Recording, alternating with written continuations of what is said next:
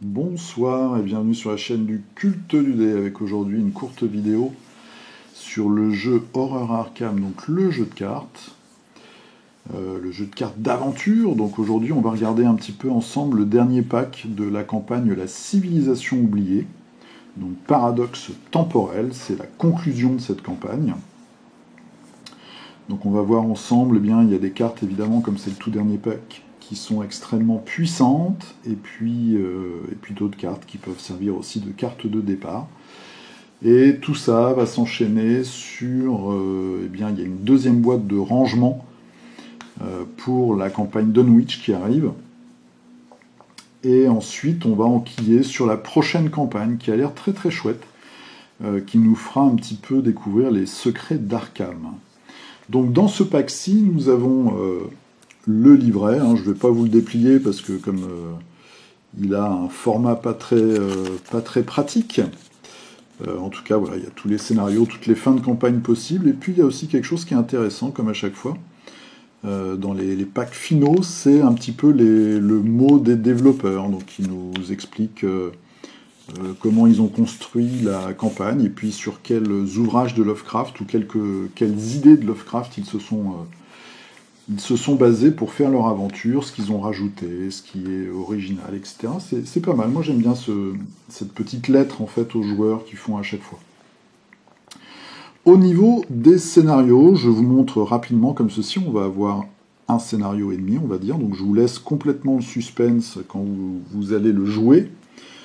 En tout cas, on va beaucoup voyager. Je vais vous montrer vite fait quelques cartes. Donc, vous voyez, on va se promener. Il y a de l'exploration, c'est la nouvelle mécanique qui arrive avec cette campagne.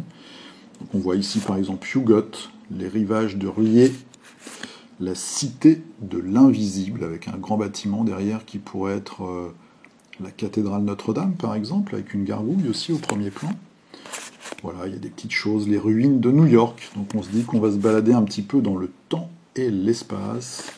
Voilà, donc il y a tout un tas d'endroits, on va faire du tourisme, et puis on va rencontrer des gens et des créatures pas forcément très fraîches. On voit ici, ça c'est le rejeton informe. Et puis celui-là, par exemple, c'est le dévoreur temporel. Voilà, donc les petites traîtrises habituelles. Le scénario de fin qui nous fera connaître la vérité ou pas, et là je pense qu'ils ont un petit peu encore amélioré ça, puisqu'il y a des personnages non joueurs qu'on a suivis pendant toute la campagne, et avec des fins vraiment différentes.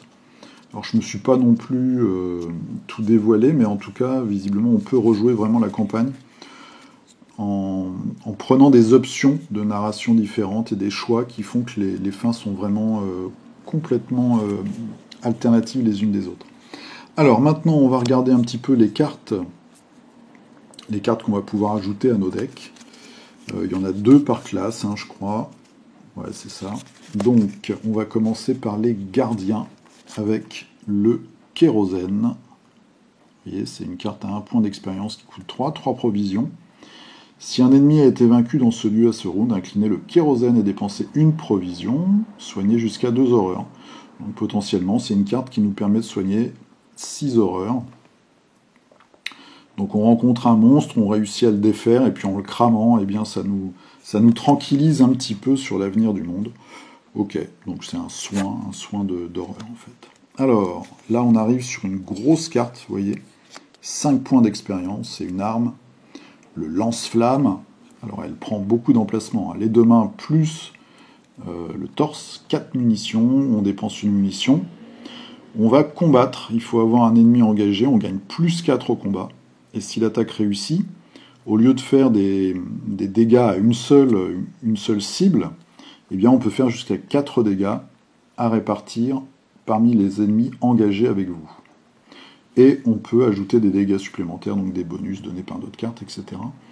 À ces dégâts-là, donc potentiellement déjà, brut, ça nous fait 4 x 4, 16 points de dégâts avec cette arme. Ça c'est une arme de fin de campagne, en tout cas qui coûte 5. Pour les chercheurs, alors on va aller se balader dans des labyrinthes. 1 point, ça c'est quelque chose qu'on peut mettre dans son deck de départ, il n'y a pas d'expérience, c'est rapide, position avantageuse. À jouer après qu'un lieu est entré en jeu, ou révélé lors du tour d'un investigateur.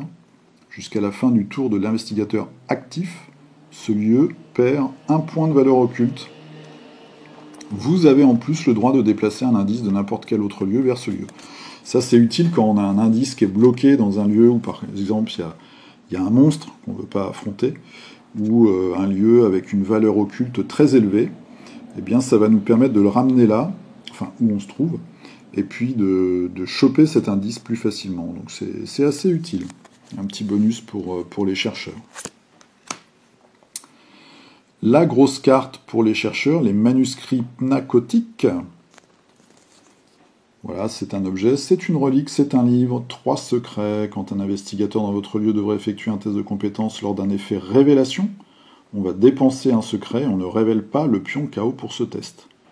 Ou alors, on va dépenser un secret, et on va choisir un investigateur dans notre lieu, et on ne va pas révéler de pion KO pour le prochain test.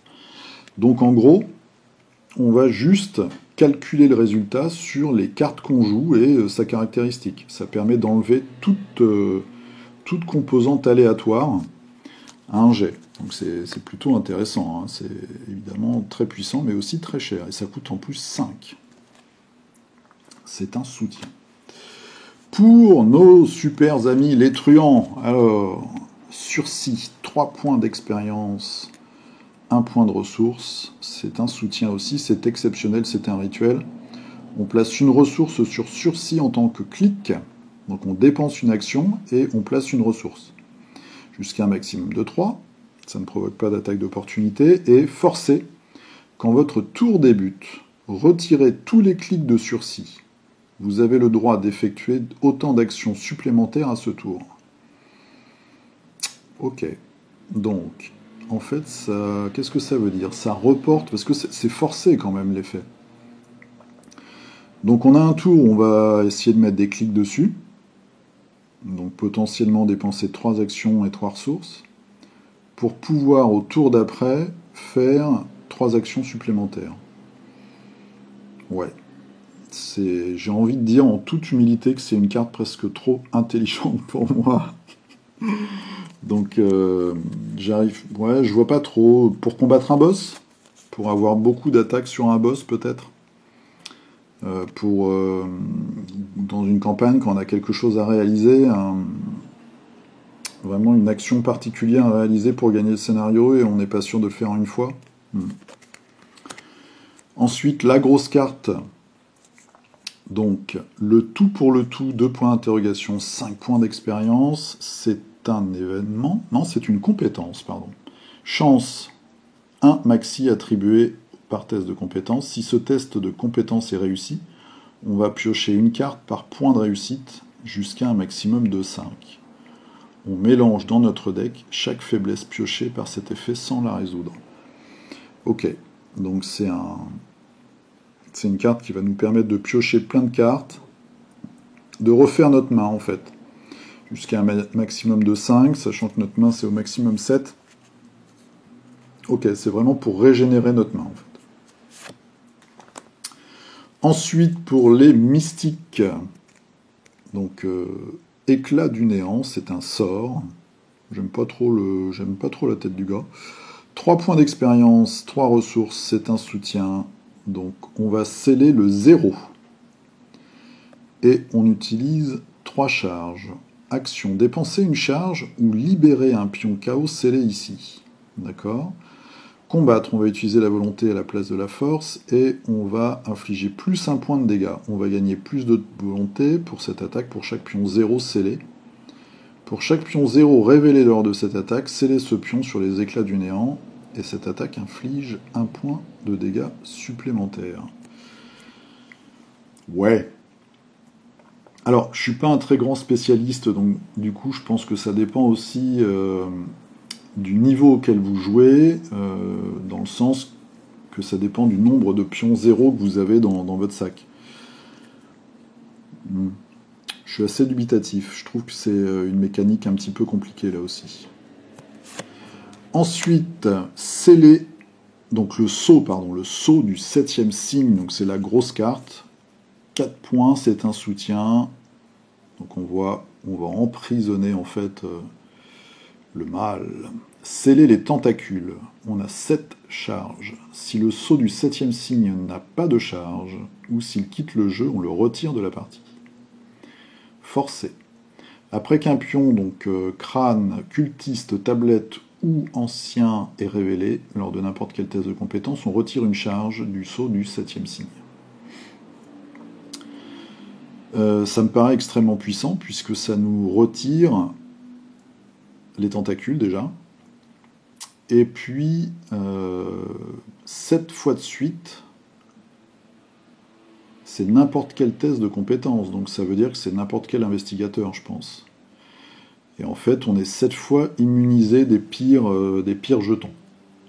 En tout cas, des jetons qui, dans les scénarios, vont nous donner des malus fixes. Ok. Ça prend quoi? Ça prend pas d'emplacement. C'est assez puissant, ça, je trouve. Hein, ça aplanit un peu la difficulté du jeu, j'ai l'impression. Ensuite, pour les survivants, alors ça c'est une carte de départ, ça coûte 1, c'est un événement, barrière improvisée. C'est une tactique. Vous avez le droit de jouer la barrière improvisée depuis votre pile de défausse. Si vous le faites, mélangez-la dans votre deck après avoir résolu ses effets. D'accord, donc c'est un truc qui va tout le temps être disponible. Alors, non, ça va être dans le deck, mais ça va revenir dans notre main, et si ça va dans la défausse, ça retourne dans le deck. Échapper à. Donc l'ennemi choisi perd 1 en évasion pour cette tentative d'évasion. Si vous avez joué la barrière improvisée depuis votre pile de défausse, vous avez le droit d'échapper à un ennemi supplémentaire ayant une valeur d'évasion de X ou moins, et situé dans le même lieu. X est le nombre de points de réussite. Ok, pour les survivants qui jouent sur les évasions, qui ne combattent pas, ça peut être intéressant. Ça peut être intéressant. Il a un malus de 1, donc ça nous donne un bonus de 1 à l'évasion. Bonus de 1 si vous avez joué un. Ouais, on n'a pas d'autres bonus, c'est juste qu'on peut échapper à un deuxième adversaire. Ok, bon, c'est assez sympa. Alors celle-là, je la trouve particulièrement puissante aussi. 3 points d'expérience, elle coûte 1, c'est un événement. Modifier la destinée, rapide, à jouer lors de n'importe quelle fenêtre de joueur. Choisissez et défaussez du jeu une traîtrise non-faiblesse qui n'est pas attachée à un ennemi élite. Donc, on peut jouer ça à peu près n'importe quand. On choisit et on défausse du jeu une traîtrise non-faiblesse qui n'est pas attachée à un ennemi élite. Donc ça peut nous servir, je pense, à défausser par exemple des faiblesses. C'est une faiblesse, c'est ça? Non, c'est une traîtrise, pardon. Les traîtrises qui sont attachées au lieu et qui vont nous demander de faire des tests pour accéder à un lieu, qui vont nous donner un malus, qui vont nous empêcher de nous déplacer, etc. etc. Donc je trouve que cette carte-là, elle a une grande utilité d'après moi. Donc vous pouvez me dire dans les commentaires ce que vous en pensez. Mais je trouve qu'elle est vraiment bien.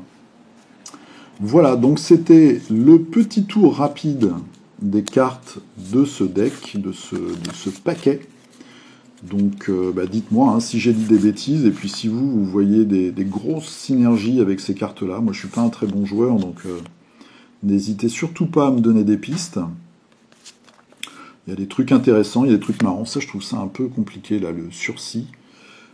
Mais je pense que c'est vraiment pour les combats avec les boss de scénario en fait. Les manuscrits, ça c'est pas mal. Ça aussi c'est une bonne carte je trouve de départ pour. On a souvent des endroits dans les scénarios où il va rester un indice et puis c'est dangereux ou c'est vraiment embêtant d'aller les chercher ou alors ils sont à l'autre bout du jeu. Donc ça c'est une bonne carte je trouve. Une bonne carte. Le lance-flamme, donc un truc de bourrin, mais voilà, 16 points de dégâts quand même. Bon, ça prend 3 emplacements, mine de rien. Et le kérosène, là, un soin. Voilà, je vous souhaite une très bonne soirée, une très bonne nuit. Je vous dis à très bientôt. Prochaine vidéo, normalement, ce sera la présentation de Gorm, donc une proie optionnelle pour le jeu Kingdom Death Monster. Et puis après, je vous présenterai peut-être la boîte bonus là, de rangement pour Dunwich. J'ai eu un petit souci avec Relais Colis, mais bon. Voilà, je vous souhaite une très bonne nuit, jouez bien, portez-vous bien, à la prochaine, salut.